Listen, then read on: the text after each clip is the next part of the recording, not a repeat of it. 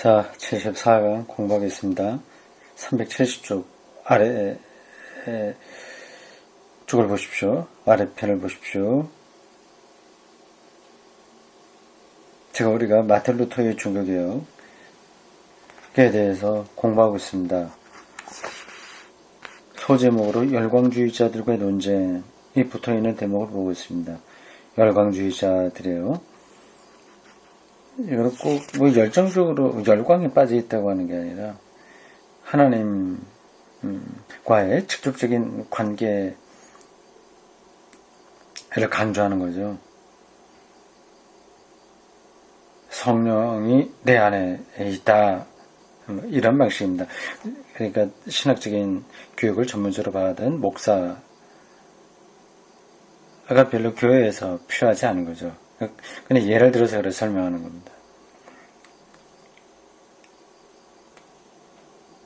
보겠습니다. 종교개혁 신학과 열광주의자 신학 사이에 있는 두 번째 차이점은 첫 번째 차이점은 우리 안에 하나님의 말씀이 있다 하는 거죠. 종교개혁자들은 하나님의 말씀 바깥에서 주어지는 거죠. 인간과 하나님과의 질적인 차이를 전제하죠. 이 열광주의자들은 하나님의 말씀을 자기 안에서 찾을 수 있다. 하나님의 성령을 통해서 주어진다, 주신다, 그걸 강조하는 겁니다. 두 번째는요, 십자가 이해에서 찾아볼 수 있습니다. 종교개혁자들에게 십자가는 구원의 객관적 사건이었지만, 객관적인 거예요. 어떤 역사에서 벌어진 예수의 죽음이었지만, 열광주의자에게 십자가는 인간이 만들어낸 것에 관한 인격적 체험이 있다. 요 말만 갖고는 그 차이를 잘 모르겠어요. 인격적 체험. 실존적이죠.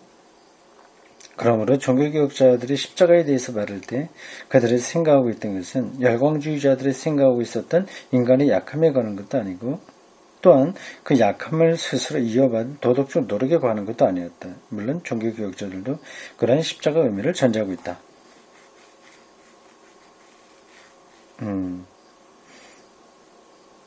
그렇지만 이 두 신학적 방향 사이의 차이는 서로 배척할 성질의 것은 아니고 그 강조점의 차이에 있는 것이므로 이 차이점은 오늘날에도 본질적인 건 아니고 뉘앙스의 문제가 되고 있다.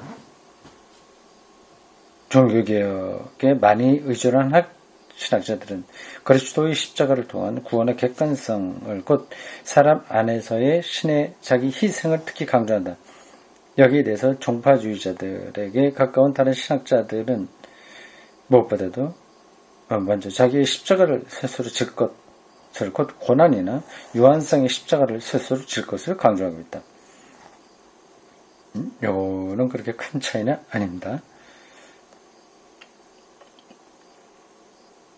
종교개혁적인 전통에서도 자기의 희생, 자기의 고난, 이런 것들을 십자가로 생각하니까, 그렇죠.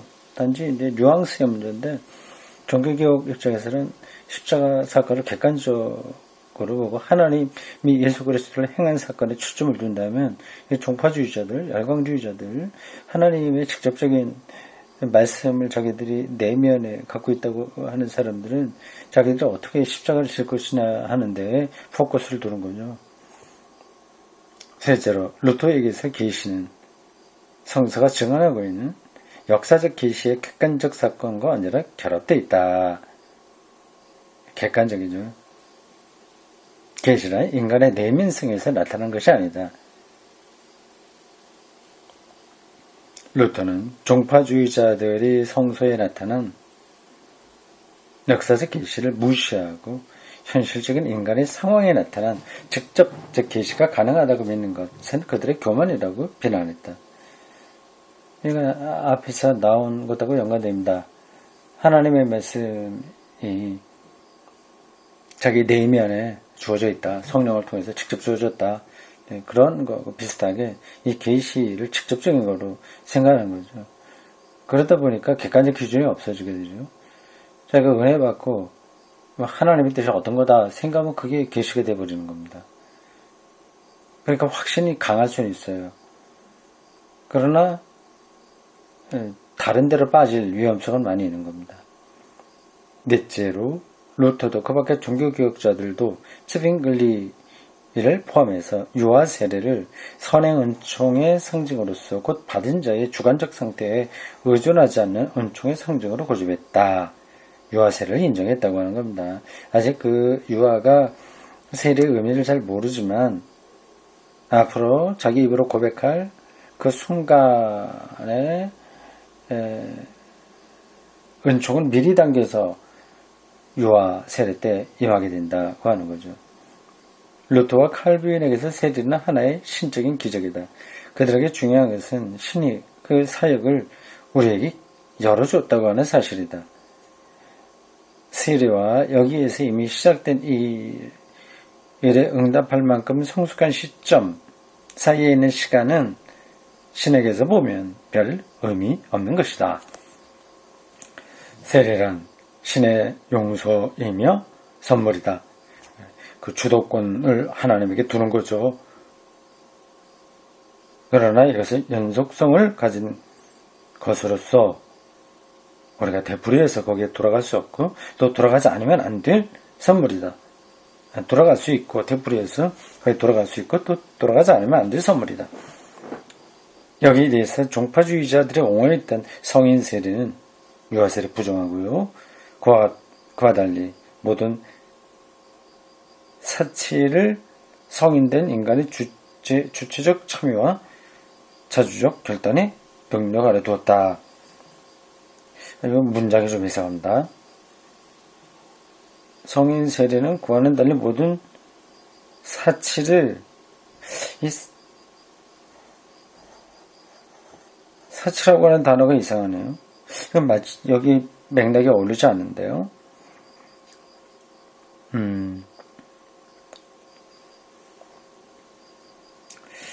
이게 뭘까요? 원서가 있다는 걸 확인할 수 있는데. 다시 보겠습니다.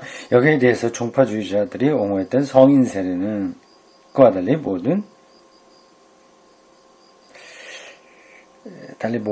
뭐를 성인된 인간의 주체적 참여와 자주적 결단의 능력을 안 해주었다. 은총이라고 할 수 있겠네요. 달리 모든 하나님의 은총이죠. 은총이 선행적으로 유아들에게 가는 게 아니라 자기가 주체적으로 참여할 때 주어지는 거 아니냐 하는 얘기죠. 다섯째로 루터와 그 밖의 종교개혁자들은 여러 종파주의자들이 자기들이야말로 참된 교회를 구현하고 있고 자기들이야말로 선택된 자들이라고 주장함으로써 얼마나 자신들을 고립시키고 있는가에 관해서 걱정하면서 바라보았다. 제세르파 이런 사람들을 정통 종교개혁자들이 염려한 거죠. 이러한 사상은 종교개혁자들과는 완전히 무관한 것이었다. 그래서 나는 이 점에서 종교개혁자들을 옳다고 생각한다. 자기들 때문에 그렇게 된 건 아니니까 괜찮다. 그건 그들의 책임이다. 하는 점에서 틸리가 종교개혁자들을 옹호하고 있습니다. 종교개혁 시대의 종파주의자들에게는 좌파에 소속되지 않는 모든 사람에 대한 사랑이 결여되어 있었다고 하는 것은 다 사실이다. 그렇지, 이게 믿음이 뜨거울수록 좀 공격적으로 되죠. 사랑이 결여되는 거죠. 자기들의 확신이 너무 강하니까 자기하고 좀 다른 거를 용납하지 못하는 겁니다. 모순된 거죠. 이 종파주의자들에게 가장 많이 결여되어 있는 것은 신학적 통찰도 자기 자신의 결함에 대한 통찰도 아니고 사랑이었다. 신학적 통찰도 물론 부족하죠. 자기 자신에 대한 잘못을 뚫어보는 것도 부족하죠. 그것도 그건데 더 중요한 것은 사랑의 결핍인 거죠. 다시 말해서 우리가 모두 놓여 있는 부정적 상황에 자기를 결합시킬 수 있는 사랑이다. 한국 기독교인들에게 이러한 모습들이 많이 나타납니다. 신학적 통찰도 없고 자신의 결함에 대한 통찰도 없고요. 말은 사랑이라고 하지만 사랑도 없는 거죠. 성적인 마이너리티들에게 보이는 태도에서도 확인할 수 있습니다. 완전히 마녀 사냥처럼 하고 있지 않습니까? 끝으로 루터와 열광주의자들 사이에 종말론에 관한 차이점이 있다. 종교개혁자들은 종파주의자들이 행한 국가제도에 대한 혁명적 비판을 승인하지 않았는데 그것은 종교개혁자들의 종말론이 허락하지 않았기 때문이다. 그러니까 아직 종말이 오지 않은 상태에서는 국가기관이 필요하다고 그런 거죠. 종교개혁자들의 종말론은 신의 나라의 도래를 향하고 있었고 따라서 수직적인 차원을 향하고 있어서 수평적 방향의 발전과 아무런 상관도 없는 것이었다. 이건 이제 칼빈보다도 루터에게 더 강하죠. 이러한 수평적 방향은 말하자면 악마에게 맡겨져 있었던 것이다. 이렇게 이 사회의 수평적인 이 세계를 올바르게 행하게 작동시키기 위해서는 악한 힘이 들어갈 수밖에 없는 거예요. 예를 들어서 사형제도나 사형제도까지 안 간다고 하더라도 어떤 사람을 잘못이 있을 때 감옥에 넣는다거나 하는 것들은 결국 악한 거죠. 사랑만 갖고는 게 안 되지 않습니까? 하나님 나라에서 이런 방식으로 되지는 않을 거 아니에요. 그러니까 그거는 국가가 할 수밖에 없다고 하는 거죠. 루터는 사랑하는 마지막 날에 대해서 가끔 말하고 그 날을 대망했다. 왜냐하면 그날은 해방의 날. 그러나 그것은 멜랑이톤이 생각했던 루터의 친구이자 제자 후배입니다. 위텐베르크에서 같이 활동했던 종교개혁자예요. 루터의 종교개혁을 신학적으로 완성한 사람이라고 할 수 있습니다. 멜랑이톤이 생각했던 신학자의 진노로부터의 해방이 아니고 오늘에 비해 조금 더 떨어지지 않은 당시의 지독한 권력 투쟁에 말려드는 것으로부터 해방을 가져오는 날이었기 때문이다. 이 두 신학자, 또 신학 사이의 차이점은 이 두 신학은 루터, 멜랑이톤을 가리키나요? 그렇지 않죠. 열광주의자와 루터죠. 멜랑이톤은 거의 루터와 가깝습니다. 이 두 신학 사이의 차이점은 역사의 미래에 대한 미국의 태도와 유럽의 태도의 차이성에서 잘 나타난다. 종파운동의 영향 아래 미국은 종파운동이 강하다는 거예요. 여러 종파들이 망라되어 있죠. 장로교 이런 것들이 유럽엔 거의 없으니까요. 침례교 그렇고요. 아래 미국에서는 현실 세계를 개조하기 위한 노력이 이루어진다. 이와 반대로 유럽에서는 특히 2차 세계대전 이후 종말론적인 공기가 지배적이었다. 그 종말의 동경은 현실적인 의미에서 종말의 동경이며 종말의 환상이다. 그리고 그것은 영속적인 권력 투쟁에 직면할 때 여기에서 나오는 일반적 개념이다.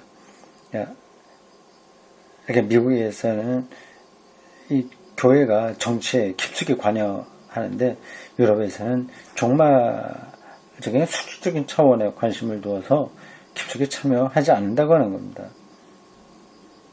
미국의 부흥운동 하는 사람들이 직접 선거에 이렇게 저렇게 영향력을 미치고 있지 않습니까?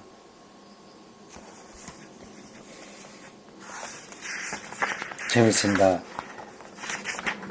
열광주의자들과의 논쟁, 이거는 한국교회가 종파주의적인 성격이 많은 교회라서 우리에게 많이 해당되는 이야기였어요.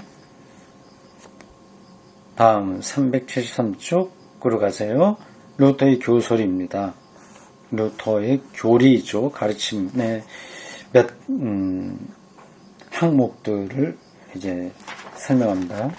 이게 제법 되죠. 여러 가지가 되겠습니다. 많이 나와요. 성서에 대한 것, 성서, 죄의 문제, 그리고 하나님 신론에 대해서 그리스도론 나오고요. 교회론 많이 나옵니다. 루터의 국가론, 두 왕국론 여기 나오겠네요.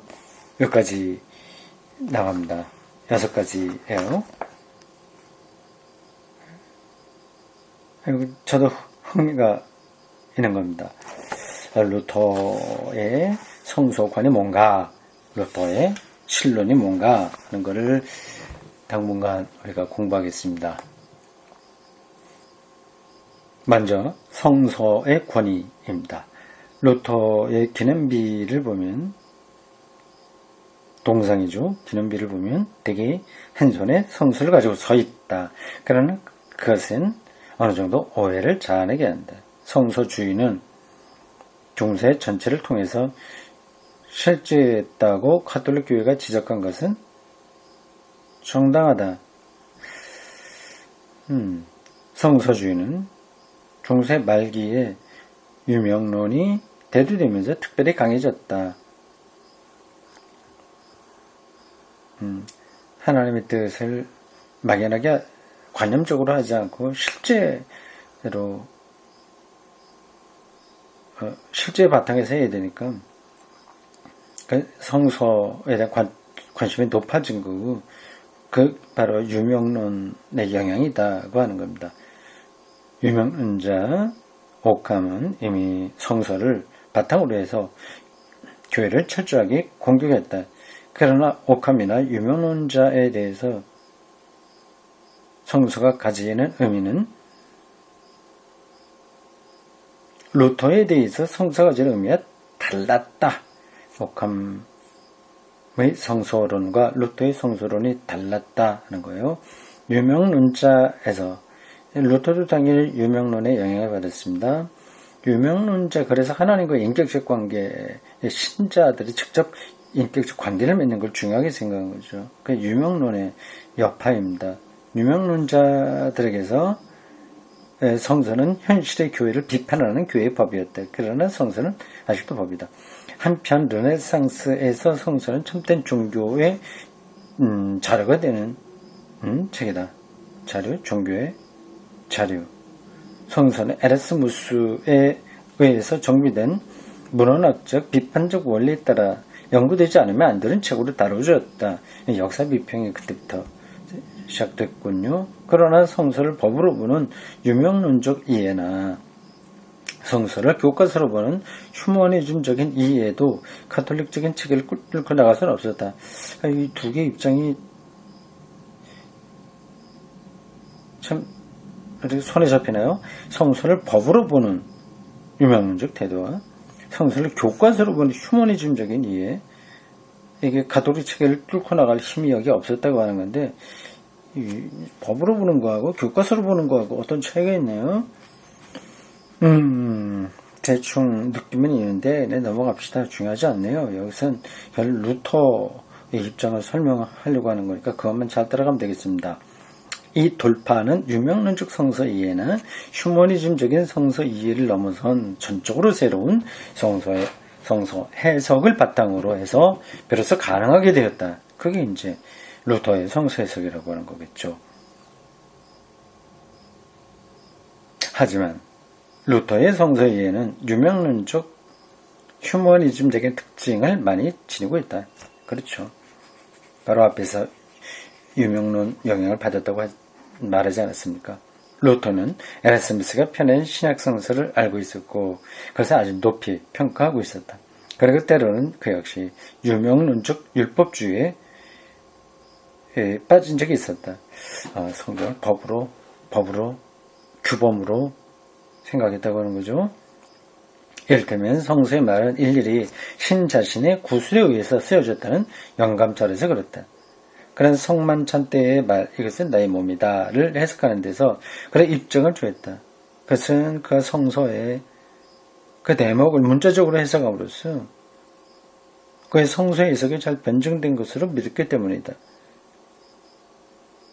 그러나 이러한 율법주의의 후퇴를 제쳐놓는다고 한다면 그의 성서 해석은 신과 인간과의 새로운 관계에 관한 그 새로운 이해와 성질을 가진다.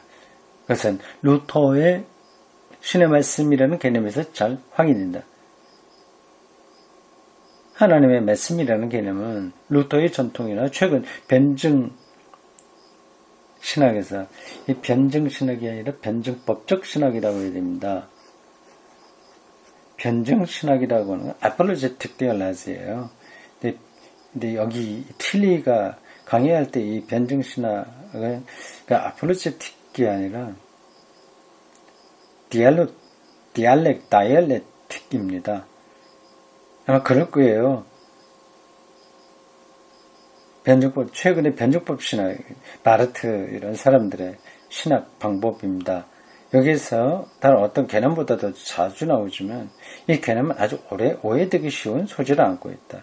루터 자신에게서 이 개념은 네 가지 다른 의미를 갖고 있다. 어떤 걸까요? 하나님의 말씀이라고 할 때 루터는 네 가지 의미를 거기에 담고 있다고 합니다. 루터는 되풀이해서 성서는 하나님의 말씀이라고 했는데 이것은 문자적인 의미가 아니다. 그는 이 의미를 더 엄밀하게 말하려고 할 적에는 하나님의 말씀은 성서 안에 있다. 다시 말해 하나님의 말씀이란 신의 메시지며 그 속죄 희생, 죄의 용서, 구원의 사역이다. 라고 그는 말했다. 그리고 그리스도교의 메시지는 성서 이전의 사도들에 의해서 설계된 것이며 그 때문에 그리스도교의 메시지는 성서보다 오래된 것이라고 말했다. 후기의 칼빈과 마찬가지로 루터는 성서의 모든 책이 기록되게 된 것은 필요에 의해서 쫓겨서 이루어졌다고 주장했다. 그렇죠. 이건 저도 성경 개론에 대해서 말할 때 반복해서 강조한 겁니다. 그냥 저절로 나온 게 아니라 어떤 그 삶의 자리에서 그 역사적 상황에서 필요했기 때문에 나온 거죠. 그러므로 성서의 모든 책의 중요성은 종교적 내용, 곧 경험 대상이 메시지에 있다. 그거를 받아봐야 될 사람이 있는 거죠. 거기에 메시지가 있는 거죠. 내가 무엇을 믿고 있는 걸 알고 있다면 나는 성서의 내용에 관해서는 알고 있다. 왜냐하면 성서는 그리스도밖에는 아무것도 간직하고 있지 않기 때문이다. 인용한 글입니다. 성서의 사도적 진리성 그리고 성서의 모든 책이 지니는 가치를 판정하는 기준은 성서가 그리스도를 다루고 있는가 어떤가에 있다.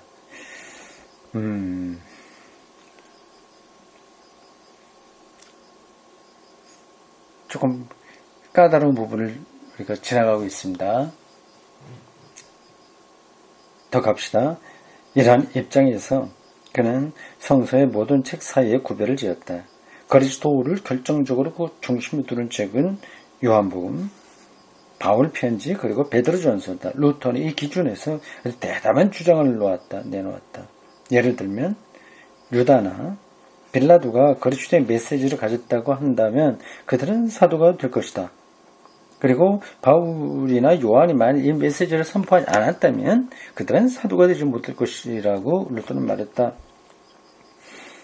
그러니까 누가 말했냐가 중요한 게 아니라 어떤 걸 얘기했냐가 중요하다는 말이죠. 심지어 그는 예언자나 사도들에게서 힘차게 활동하고 있었던 영이 사람들 가운데 똑같이 살아있다면 오늘에는 그러한 사람은 새로운 십계명이나 또 하나의 신학 성서를 만들어낼 수 있을 것이라고 말했다. 다만 이런 일은 실제로 일어나지 않을 것이기 때문에 우리는 성서의 여러 자유에 의해서 양육되지 않으면 안 된다. 그 메시지를 강조하다 보니까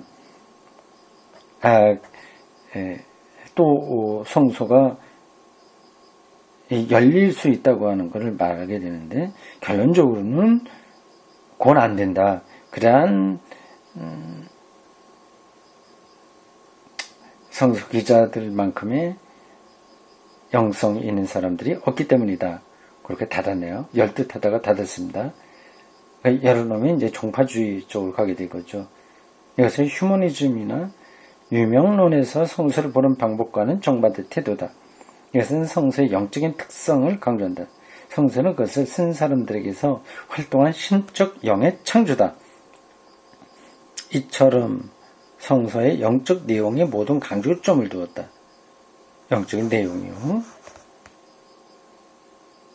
그러나 성서를 신의 구술에 의한 것이라고 하지는 않았다. 문자적으로 이것이 하나님의 말씀이다 생각하지는 않은 거죠. 종교개혁자들 후계라고 하면서 성서, 문자주의, 근본주의, 축자 영감설에 떨어지는 것은 잘못된 겁니다. 이러한 바탕에 서서 루터는 성서의 반종교적, 반역사 비평대 해명을 내놓을 수가 있었다.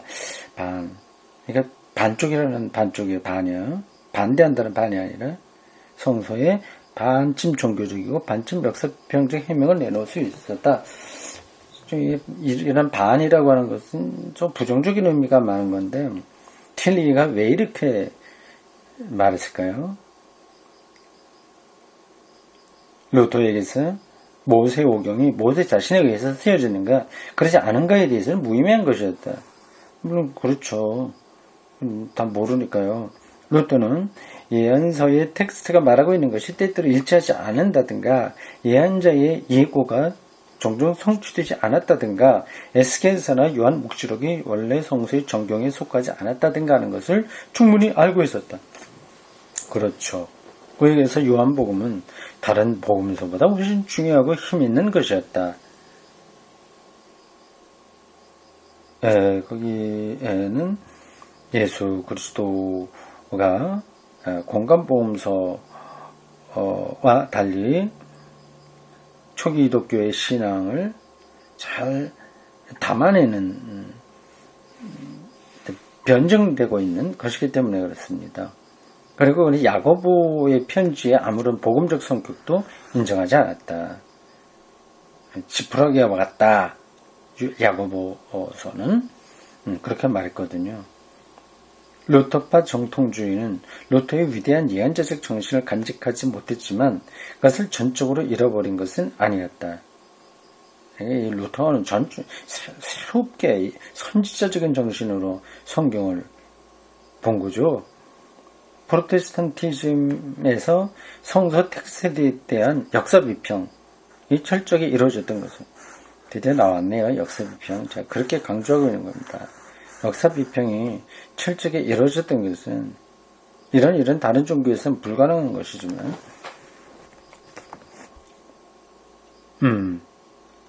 다른 종교 문헌에 대한 역사 비평이 왜 없긴 하겠습니까만 철저하지는 못한 거죠. 성서에 대한 루터의 태도가 가진 영적인 자유 덕분이다.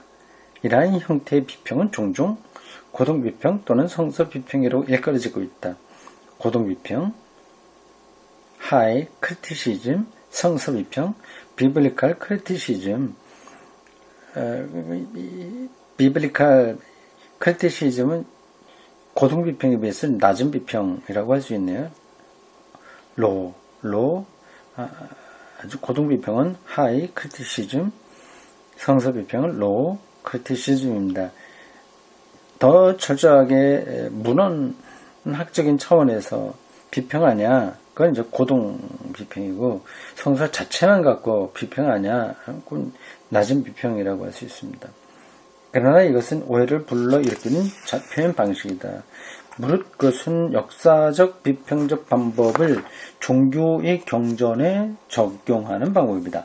이러한 일은 카톨리시즘에서는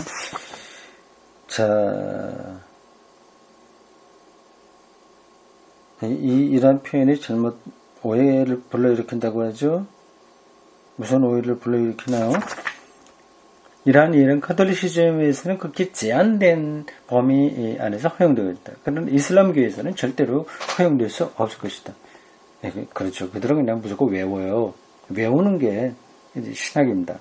꾸란의 자료를 연구한다는 것은 간접적으로는 현재의 텍스트 비평을 의미하는 것이므로 율법주의적인 종교인 이슬람교에서는 생각조차 할 수 없는 일이다. 만일 우리가 성서를 하나님 자신의 구술한 법이라고 본다면 우리는 이슬람교와 대표하고 있는 종교의 율법주의적 단계에 전락하고 말 것이다. 성경 문자주의는 이슬람교의 율법주의하고 비슷한 거죠. 그래서 우리는 루터에게서 발견한 프로테스탄팀의 자유를 버리는 것이 될 것이다. 한국교회가 이렇게 돼버렸어요. 자유를 버렸어요. 그러면서 되게 잘난 척하죠. 고집도 세죠. 자유가 없으니까 고집이 센 겁니다. 재미있는 문제는 루터가 조직신학과 성서 서기의 관계에 대해서 어떤 태도를 취하는가 하는 점입니다. 조직신학, 창조가 뭐냐, 종말이 뭐냐, 칭의가 뭐냐, 교회가 뭐냐 이런 걸 다루는 분과고요. 성서 서기는 그 성서 텍스트 자체를 이렇게 설명하는 분과입니다. 이 물음에 대해서 다음과 같이 대답할 수 있을 것이다. 루터는 성서 해석을 그의 설교나 저서에서 제시하고 있을 뿐만 아니라 성서 번역에서 이미 제시하고 있다. 아하, 번역에서 그렇게 했다. 따라서 그는 문헌학적 해석에 따른 어떤 특별한 영적 비유적 해석은 이미 필요로 하지 않게 되었다. 영적 비유적 하지 않고 주석적으로 했다. 좀 더 엄밀한 학문적 해석을 했다는 얘기입니다. 신학 연습의 이상은 정확한 문헌학적 면밀성과 역사적 비평이 조직신학에 의해서 대답을 제시할 수 있는 문제에 대해서 성서 텍스트를 실존적으로 적용하는 것과 결합될 수 있도록 성서를 해석하는 데 있다고 생각된다. 말 표현이 다 안 들어오죠.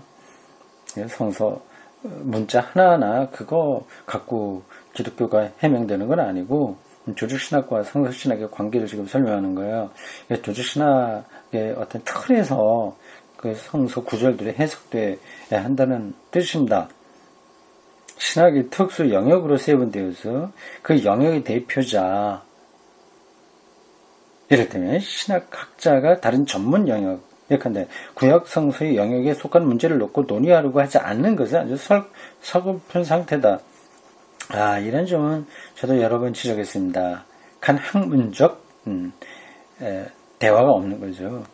그래서 설교학 하면 그거 전문한 사람 얘기하지 조직신학자나 성서학자가 그거 별로 말을 못하는 것. 그렇다면 이 분과에 치우쳐버리게 되는 거죠. 그럼 전체 신학이 없게 되는 거죠. 이것은 알레고리적 해석을 폐지하고 문헌학적인 해석, 성서 서기의 길을 열어놓았던 루터의 독자적인 방향에 반대되는 것이다. 그렇죠. 신학생들은 그들의 교수들이 단순히 전문적인 학자가 되는 것을 더 이상 허용하지 않을 것이다. 그들은 성서학자에게 성서의 실존적 의미를 물을 것이며 이거 텍스트가 도대체 우리 현재 실존에 어떤 의미가 있냐는 물을 것이고 조직신학자들에게는 성서적 기초를 다시 말해서 문헌학적 기준에 따라서 얻어진 텍스트에 관해서 물을 것이다. 맞는 얘기죠. 그 종말에 관해서 조직신학을 얘기를 하는데 그것이 성서적 근거가 뭐냐 하는 것을 묻게 된다는 겁니다. 그 조직신학자가 성서 서기에 대한 충분한 이해가 없으면 안 되는 거고 성서학자들이 조직신학적 통찰, 그러니까 인간의 구원과 창조와 죄와 이런 것들에 대한 이해가 없으면 안 된다고 하는 거죠. 근데 지금 그게 잘 안 되어 있는 상태입니다. 그러니까 통합적인 신학이 좀 필요한데 그런 변화가 한국 신학교에서 별로 일어나고 있지 않습니다. 네, 여기까지 하겠습니다.